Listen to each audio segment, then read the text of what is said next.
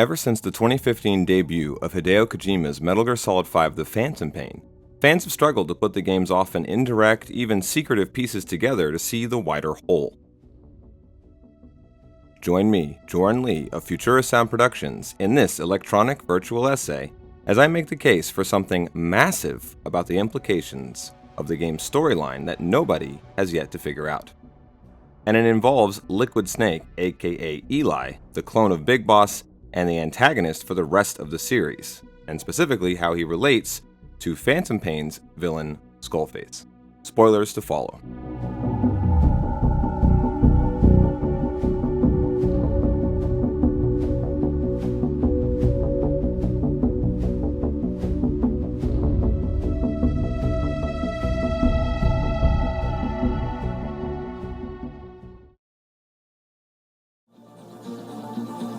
Sahelanthropus will unleash that thirst unto the future. Those were his last words. Kaz. Pretentious to the end. Still. Doesn't feel like this is over. And I'll never be whole again. Ever since killing him off at the end of 1998's Metal Gear Solid 1, series creator Hideo Kojima has called Liquid Snake nothing short of a missed opportunity.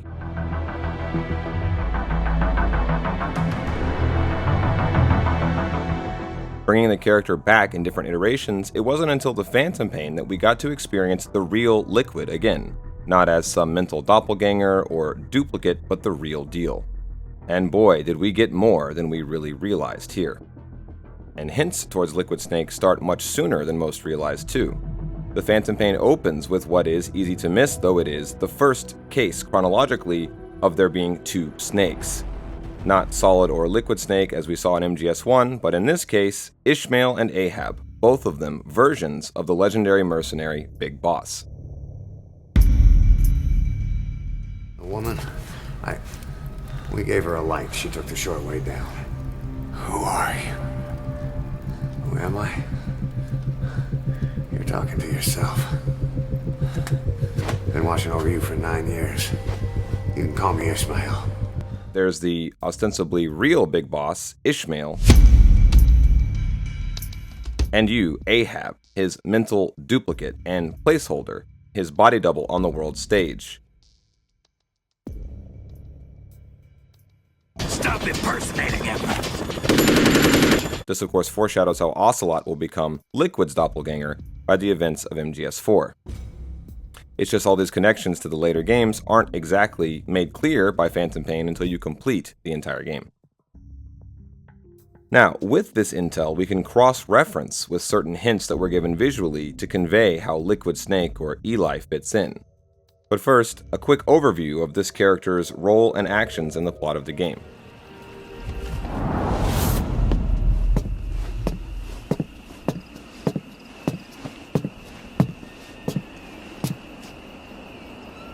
So you're the so-called White Mamba.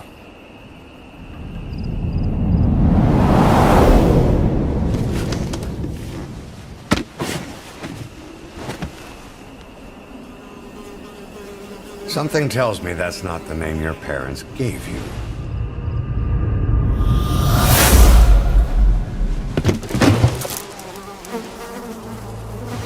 Eli is the child soldier also known on the battlefield as the White Mamba. The White Mamba. Nyokayam Pembe. He's the commander of the kids based out of Wala Yamasa. He was faster and stronger than them, a better soldier, and he knew how to lead.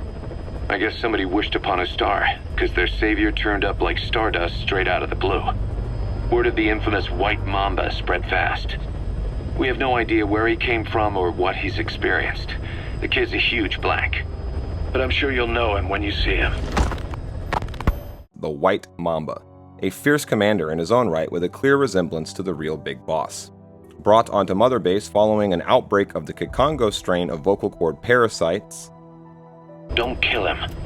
Not even a flesh wound. Eli surprises everyone near the end by seemingly out of nowhere hijacking the titular robot Metal Gear and absconding with the other lost boys to a place we never actually see in-game, a remote location in the heart of Africa. With subsequent events covered only in a supposedly incomplete cutscene, viewable apparently only as a bonus clip DVD throwaway, it's with Liquid's great escape that for all intents and purposes, his part of the game's plot comes to an end, or enters a coma, at least until the events of MGS1. Or so that's what we see concretely. The remaining pieces work like a series of Easter eggs, beginning with the cutscene in question, Kingdom of the Flies, which we have to work backwards from to piece the rest of it together.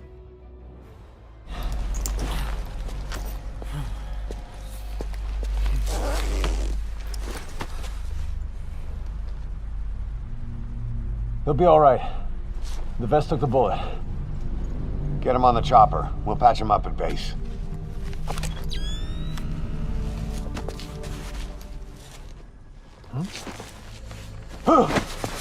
Boss, he's showing symptoms. Huh? What?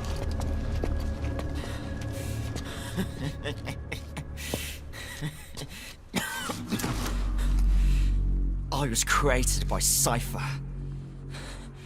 And I was the flaw. My fate was written in my genes.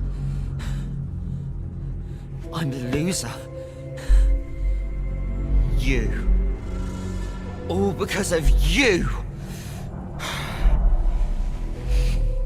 I'm not me. I'm just a copy of you. I will surpass my father. Destroy my father. Destroy you!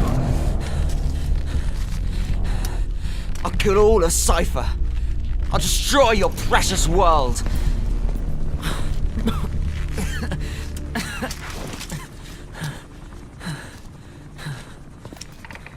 Code Red, we need to go, fast. How's it going over there? There's nothing you can do for him now. Island's completely contaminated. Orders are to use napalm to sanitize. Sanitize every square inch. Prepare to drop. We're pulling out. Move! Code Red.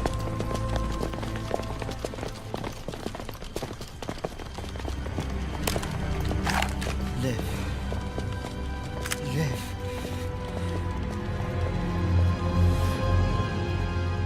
You're one hell of a soldier. I will kill you!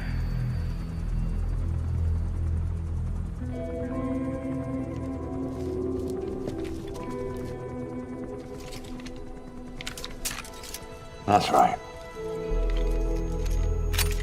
Don't blame yourself. Blame me.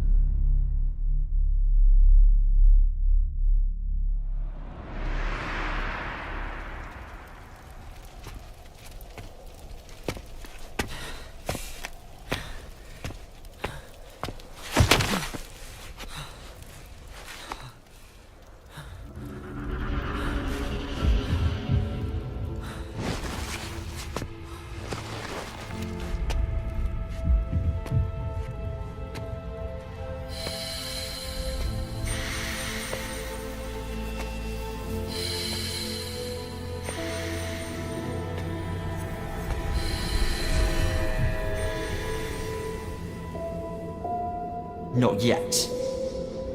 It's not over yet.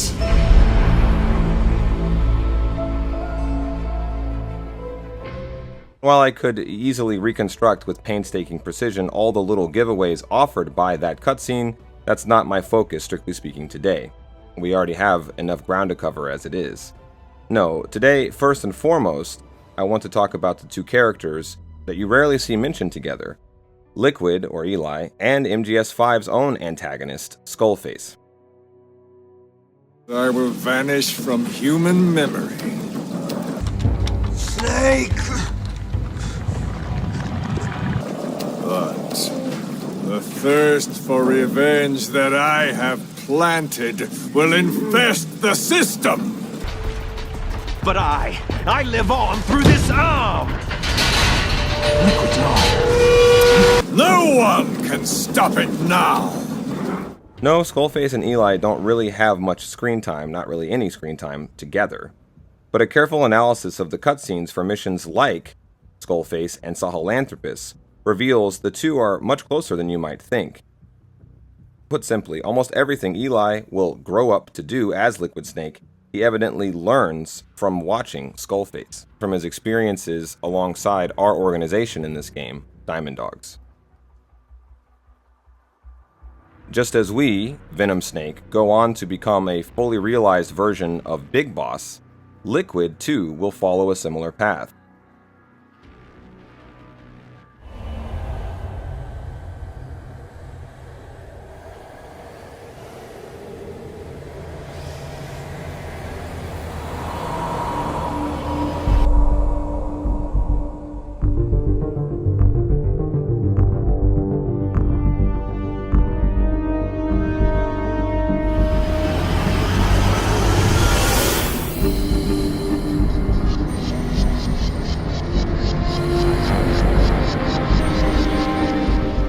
The presence of Psycho Mantis can make strange things like this happen.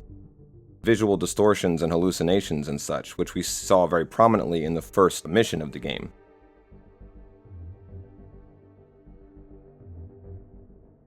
But this one here in this scene might be one of the most difficult to spot properly, and this is why.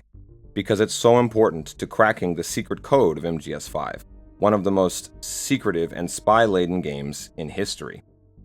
Skullface, after all, gets defeated literally by Liquid stealing his role, usurping his role out from under him by taking over and controlling Sahelanthropus via Mantis.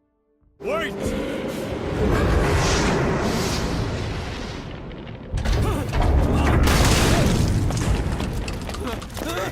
Who is doing this? Such a lust for revenge? Who?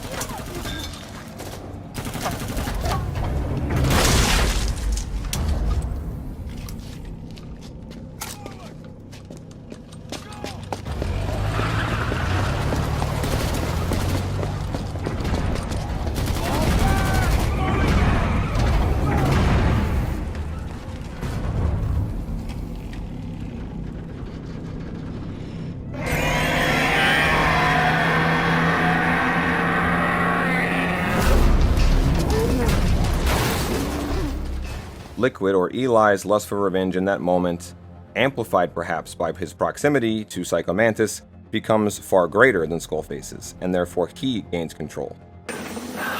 Hey, Snake. There's something wrong with Eli. Skullface then dies and his memory is erased from the system, except the phantom of his plan and approach to things will live on, a seed that germinates once Eli comes of age. And Eli is not his only son, so to speak. Thusly, the trajectory of the entire saga of Metal Gear gets set into motion. But why this works so well is, the more you think about it, the more clearly Skullface and Liquid represent almost perfectly parallel characters. All hell took from me was this skin, this outer peel that marked me human. Do you know who I am? I always knew that one day I would meet you. The man who stole what was rightly mine. The man who stole my birthright. I came to realize I mustn't die. I'm their last hope. All those who perished and left me here. I have to accomplish something. If I don't, their will be swept out of this world. What are you really after? A world where warriors like us are honored as we once were. As we should be. That was Big Boss's fantasy. It was his dying wish. I told them. Last chance to face the world with no regrets. Yes, it's real. Thank you. There's no doubt about it. Good. Now I have no regrets. Though at first glance, Skullface is, as his name suggests, almost nothing more than just the vague idea of a person, a character half realized. In truth, it seems his whole existence as a member of the MGS canon traces back, or rather forward, to the coming story of his next-in-line supervillain, Liquid Snake. Liquid will resemble a mixture of influences, of course, which include not just Skullface, but his original source as a clone, the super soldier Big Boss. This gets kind of messy, given MGS5, in the spirit of Herman Melville's Moby Dick, has a kind of bleed-through going on between multiple characters and identities at once. You could easily draw theoretical parallels between Liquid and lots of other characters, and the game makes pretty explicit that Skullface's influence will outlive him across many different minds, not just Liquid's. Skullface spreads his mind virus, it's also suggested, to the entirety of Big Boss's organization, subtly reshaping the mentality prevailing among their ranks, and eventually among the entire age. Even Big Boss himself, explicitly shown in a trailer for the game, we see gradually become yet another copy of the Faceless Man. When we saw this, we just didn't know what it meant. But ultimately, we can draw the most explicit links between Liquid and Skullface, given what I've already mentioned about the cutscenes, just for starters. But to get how all this works on a deeper level, though, we'll need to consider how Skullface, a self-professed enemy of the American-led global order, represents himself just another variant on what I'll be calling the American meme.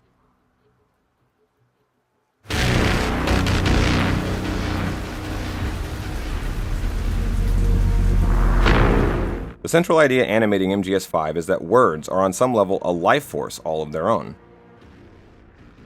Skullface explains he's been essentially colonized by the English language, caught in the vortex of its linguistic whirlpool. Born but a mote in a mighty tempest, Skullface declares he lacks control over the various directions that tempest ultimately blows. But let's see how these ideas made explicit by the game work on a deeper level, starting with both MGS5's and Skullface's many allusions to classic contributors to the English language, including the source of that Tempest quote, William Shakespeare. Just as we've suggested, Eli, aka Liquid Snake, is destined to repeat the sins of his fathers and forefathers, including Skullface himself, Skullface in turn finds himself, much ironically, like we the players, caught in the wake of people and events that came long before him. From in-universe lore events, like the horrible disfigurement that led him to become Skullface during World War II, to real-life history and politics and even literature. For ages, it was literature that arguably most influenced how people tended to think, by influencing the terms and narratives that we utilize to make sense of not only the world but also ourselves. A better way to put it is to say that words, not only from fiction but all words, have this power to control the unconscious depending on how they are directed. Otacon, you'll remember, got into engineering largely in part thanks to the influence played by anime and otaku culture. This theme becomes front and center in MGS5, particularly in the case of Skullface. But Skullface's trajectory is far darker, fatalistic, and of course, parasitic. At the heart of much of this stuff, as part of Metal Gear's highly unique form of science fiction, we find Richard Dawkins' landmark work referenced in MGS1 by name, The Selfish Gene. Though today the word meme typically relates to internet jokes by way of ready-made, multi-use phrases, which people use and reuse in all sorts of different ways, the term was actually popularized under a different meaning in Dawkins' book, back in 1976. In The Selfish Gene, Dawkins posited that, for lack of a better word, words themselves have a kind of drive to proliferate and are subject no differently on a basic level than genes themselves to the push and pull of conflict and coexistence. We humans, under Dawkins' view, are mere meat robots, vessels within which both genes and memes drive towards their own ends. All of this, again, was first introduced for Metal Gear Solid by MGS1 through characters like, of course, Psycho Mantis, aka the Third Boy. But with MGS5, as even the name Third Boy subtly suggests, Kojima takes the series-wide Dawkinsian mentality to its apex, showing how individuals come not all by themselves into this world, tabula rasa or blank slate style, but as members of a sequence or sequences, born of both memes and genes. In the Phantom Pain's case, to paraphrase the title of a track off David Bowie's hyper-influential album for the game Diamond Dogs, from the ever-widening circle of the skeletal family. Now, if I had time, I would go into here how all this fits in with MGS5 as a sort of semi-veiled critique of the notion of racial whiteness. I guess somebody wished upon a star, because their savior turned up like stardust straight out of the blue. But that'll have to wait, or at least get modified, by me simply saying this. In the Phantom Pain, race itself as a concept is just as indivisible as we humans are from both genes and memes. Being white, like the White Mamba, or the whiteness of Skullface's skull face, takes more than mere skin color. It takes acculturation. Acculturation, like what we see Skullface doing to Paz and Chico when he bends them to his will. And acculturation is achieved by memes, by education and literacy within a particular context, often one that's linguistically based. The story goes back to the 19th century. To my earliest memory, one day a man from the government visited our Hogan, our home. I cried as he yanked me from my mother's arms and took me away to an Indian boarding school. From that day forward, I became George. This was the name my teacher gave me. I was forced to give up my Diné name, forbidden from speaking anything but English. If we dared utter a word of filthy Navajo, the teacher made us eat a bar of soap. Yeah, that was the U.S. government's education policy for Native Americans. To erase our words was like erasing our people. Their education was tantamount to ethnic cleansing. Here we're talking about everything from Eli's British accent to the game's myriad references to great English language classics like 1984, Moby Dick, Heart of Darkness, and Lord of the Flies. Language codes, information codes, beamed all around us, genetic codes spanning history. By controlling the codes, Cipher Zero intends to unify the world. But we also must include here one of the biggest of MGS5 and the English language's mimetic forefathers, of course, the Bible. The biblical references in the Phantom Pain range from memes like the plagues of Egypt, the resurrection of the Messiah, the persecution of certain groups, hell, damnation, and the end of the world, to characters not only including but beyond Jesus, including more obscure ones like Ahab, Jezebel, and Ishmael, all ones from the Old Testament note, to even direct quotes like "Let my people go," and yes, even the title of the game's main theme, Sins of the Father. Well, Sins of the Father as a phrase was popularized by Shakespeare in his notoriously prejudiced work, The Merchant of Venice. In that context, it originally actually referred to the sin of the crucifixion of Jesus, which was, since the medieval era, recontextualized as something to be blamed not just on all of humanity, but much more so on practitioners of Judaism. Scapegoating is a recurring motif in the Phantom Pain, one made all but universal, as we see over and over again it occurring on all sides. From Skullface to Miller to Ocelot and Eli, if not beyond, this pattern of blame and demonization grows ubiquitous. By MGS1, we will find Eli, by then grown up as the terrorist leader Liquid Snake, scapegoating all his troubles on we the player, Solid Snake, making the cyclical pattern of blame and hatred that we ironically started ourselves by completing the Phantom Pain complete, as we the player become its both alpha and omega. Liquid passing on the lessons that we taught him in a roundabout way. We got rules around here. Never draw a weapon on a fellow soldier. You got that?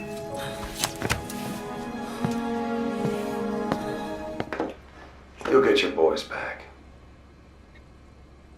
They'll even see the boss, too. But first, I need to know what you sent them to do. They wanted to leave. To their homelands. They wanted to go home. That's all. So they were just homesick then? Not quite. Military warlords, PFs, the armies that murdered their families. Cousins, brothers, parents. They all had someone they wanted to kill.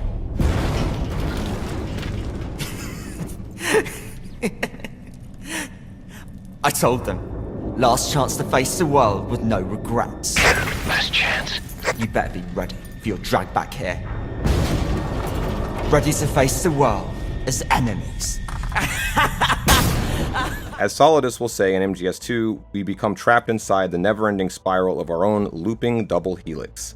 And this we find expressed most acutely in Skullface and Liquid. Both of them dim echoes of characters pulled from English literature and religion, characters like Jesus, Captain Ahab, or Winston Smith. And perhaps historical characters like George Washington or Adolf Hitler. But how does this cycle play out with Skullface relative to whiteness, English, and America? Well, it's actually rather simple. Putting things basically, Skullface's plot at bottom, with Sahelanthropus, you'll remember, is to change the world by terrifying it with words. The mere thought of a doomsday machine like Sahelanthropus, we're told, would be enough to enslave the world to the fear of nuclear Armageddon forever. The new Cold War arms race this was designed by MGS5's villain to kick off, we actually will see play out in later games. Eventually, and in a winding, snake-like procession, Skullface will get his last wish. The world soon becomes awash in the proliferation of Metal Gears. It should be noted Skullface's will, like his words, will live on, not only in Liquid, but in the man who will subsume Liquid's meme or persona into his own, the ever-crafty Revolver Ocelot. And it will be Ocelot who will, of course, bring about the end of the very system that Skullface begins his war to destroy. For now, though, focus on this. Skullface himself has undergone this very same style of mental conditioning he intends to use against the prevailing global order, dominated as it is, like he is, by English, tread upon by its central dominant lingua franca, taught its master's words, made to serve the very system that defeated and now controls it. Skullface, after all, despite opposing the permanence of an English-based American-born empire, is no less a student and servant of the American meme than MGS2's archvillain Solidus. Think about it in light of Skullface's master plan. He's trapped in this American meme whether he wants to be or not, and it's something he basically tells us in so many words multiple times. If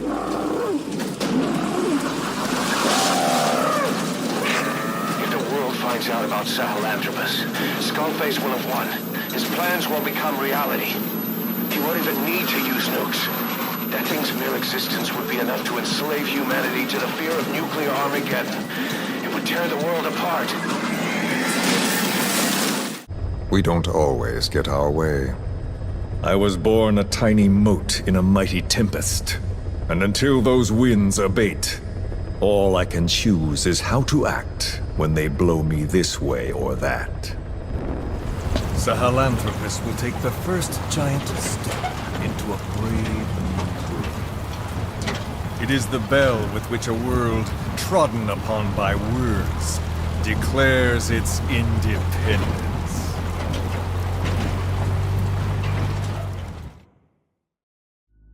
Skullface, after all, wants to restore rights like the freedom of self-determination and the right to bear arms in a world all but dominated by the empire of Cipher, an organization nominally led and organized by a British Major Zero. Skullface has started a revolutionary war of independence, one to be spread like freedom's ring from every sea to shining sea. In the 18th century, exactly 200 years prior to the events of the Phantom Pain, The American Revolution's success took the European world by storm, as the democratic meme began to spread like a virus, sparking revolutions either realized or merely attempted all over the world. The twin towers of American memes, democracy and nationalism, soon took hold, and led in a roundabout way to the mentality behind everything from both world wars to the formation of the United Nations. Revolution begat counter-revolution and spin-offs. Versions of the Revolutionary War would come to generate new iterations and rivals. With the Islamic Revolution happening in Iran, the Soviets felt they had to act fast, or risk the spread of Islamic revivalism. These niche competitors had arguably all evolved from the founding fathers, transforming the world more or less into different branches on the family tree of the Sons of Liberty. Like our very immune systems have co-evolved alongside microorganisms that were once parasitic to them, parasites that we now need in us to digest food and live without the constant threat of disease, like that story of the human so-called extended phenotype. The American meme has become a permanent fixture in the Parthenon, or the DNA, if you will, of global politics. But before America, of course, had been Britain, and before them, Rome.